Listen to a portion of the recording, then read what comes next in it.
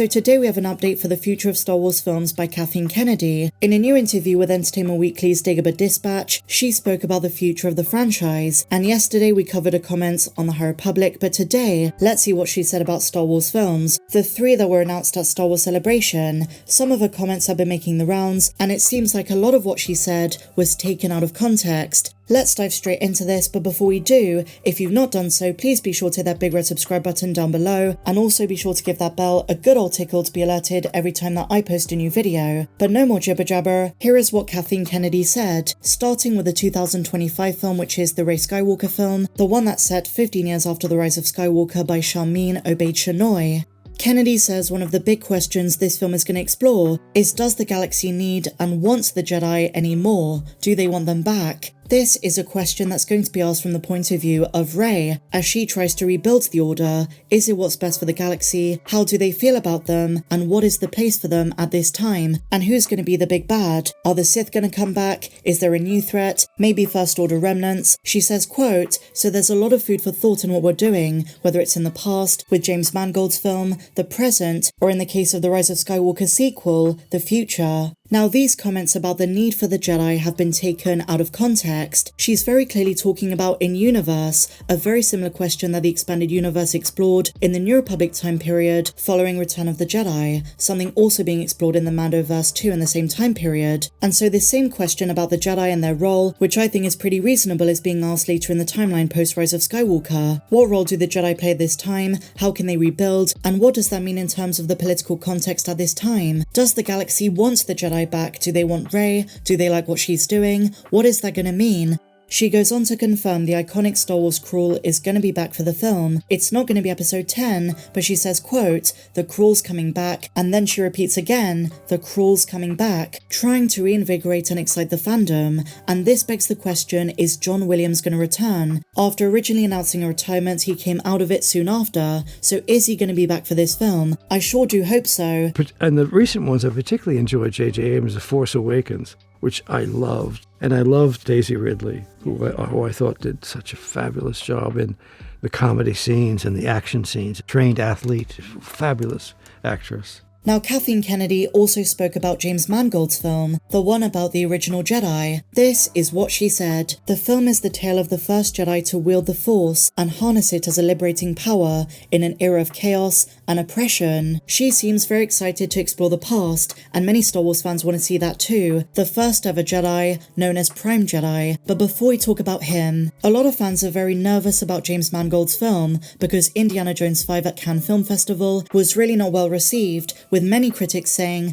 this is the worst of the franchise, a very lukewarm way to end it. And so naturally you might be wondering, given it's Mangold, it's Kennedy, it's Lucasfilm, is he going to bring the same energy to Star Wars? Is it going to be an underwhelming reception? It's far too early to tell, but I do wish him luck with this. So going back to the premise of the film, they're going to explore the very first Jedi. Now, who was this? Well, in canon and legends, we do have 2 very different answers, and I think it's safe to say they might draw from both. So what do we know in canon? While our information is limited, they're finally going to explore this in the Dawn of the Jedi film. This movie is breaking the Star Wars tradition of staying close to the Skywalker saga or closely affiliated characters and eras. This is going to be set 25,000 years before A New Hope. The very first Jedi in Star Wars canon is a nameless figure known as the Prime Jedi, or just Prime for short. He is believed to have been the founder of the first Jedi Temple on Ahch-To, which we did see in The Last Jedi. According to the Last Jedi Visual Dictionary, the mosaic of stones in the chamber of the temple depicts the Prime Jedi. The mosaic is reminiscent of a yin and yang symbol, with one side of Prime being dark, while the other is light. It is possible this first Jedi did not exclusively serve the light side, but rather balance the 2 sides of the Force. Now, as I say, this is just Disney canon. In Legends, there is a lot more intricacy regarding Tython and the balance of the Force between Bogan and Ashla.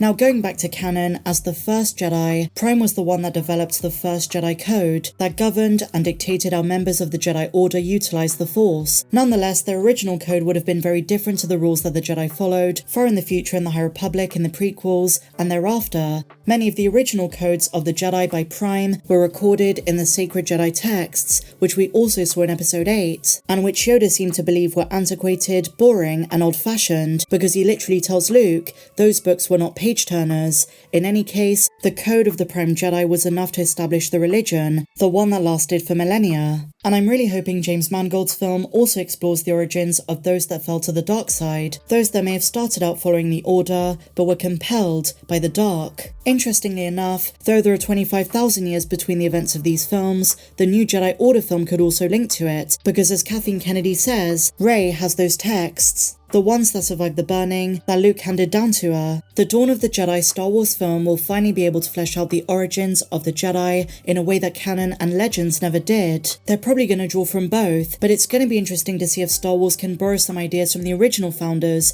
in Star Wars The Old Republic and introduce some other founding characters too. I think this movie is very important because it's going to plant the seeds of what will eventually become the Jedi Order we know. In addition, this film could explore the Force itself. What does it mean to be a light side user? How do you find balance? What is the understanding of the way the Force works back then? How does it differ from the way users afterwards interpreted the Force? So this could be very fascinating. And so finally, my dear friends, just a quick update following the announcement that Disney Plus is purging a lot of content, including Lucasfilm's Willow series, which a lot of fans felt as though did not live up to the original, it didn't have the same magic, the acting wasn't as good, but many fans did love it. Well, Jon Kasdan, the creator, has opened up, and this is really sad. He says, "I've been quiet on this news that Willow is leaving Disney Plus, cause I'm kind of into it. I grew up at a time when Disney movies were periodically re-released and not available to own, and it made them more special. I worry about many things, but none of them are that Willow will never be available again, either on Disney Plus or perhaps someplace else. You never know where that could lead. Stranger things have happened." So grateful for all the love and enthusiasm. It's truly what keeps these worlds alive. I really do feel bad for him. Whether you love the Willow series or hated it, this must feel pretty bad. I will admit I did enjoy the first few episodes, but I didn't finish it. I just wasn't as interested past the midway point. So who knows what the future of this show has. They did cancel season 2, between Disney Plus purging content, Indiana Jones 5 having some pretty bad early reviews, and the Galactic Star Cruiser Hotel closing in September. It's not been the best week for them. Let's hope things pick up though. I am very enthusiastic about the future of Star Wars films, and the TV shows too. We're entering a very interesting time, with the Ahsoka show coming in August, we have Skeleton Crew at the end of the year, and then next year we've got The Acolyte, Andor Season 2, Bad Batch Season 3, and come next year, it's the real countdown to the film in 2025. So it's not all doom and gloom, some exciting things to look forward to, but share your thoughts on this and everything we spoke about in the comments down below. If you enjoyed this video, please be sure to give me a big fat thumbs up, subscribe if you're new, and I'll see you in the next one. May the Force be with you always.